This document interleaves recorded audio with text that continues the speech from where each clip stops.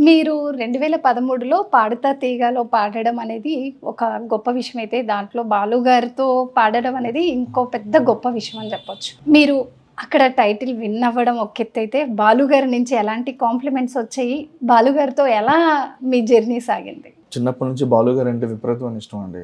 ఆయన్ని అసలు కలిస్తే చాలు, దగ్గరికెళ్ళి ఆయన ఏం మాట్లాడుతున్నారో వింటే చాలు అనుకునేటువంటి ఆ పరిస్థితిలో ఉండేటువంటి భక్తుడిని ఆయనకి నేను. అంత అంత ప్రేమించినటువంటి వ్యక్తిని ఆయన్ని నేను.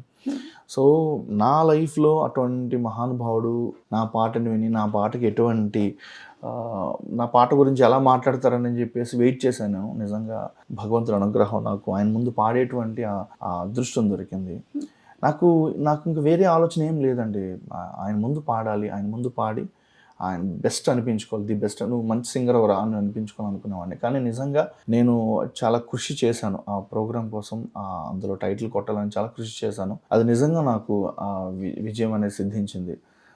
నిజంగా అది ఎప్పటికీ మర్చిపోలేను. నా లైఫ్‌లో పాడుతా తీగ ముందు ప్రవీణ్, పాడుతా తీగ తర్వాత ప్రవీణ్ అనుకునేటువంటి స్థాయిలో నేను నిజంగా ఆ ప్రోగ్రామ్ నాకు మంచి లైఫ్‌నిచ్చింది.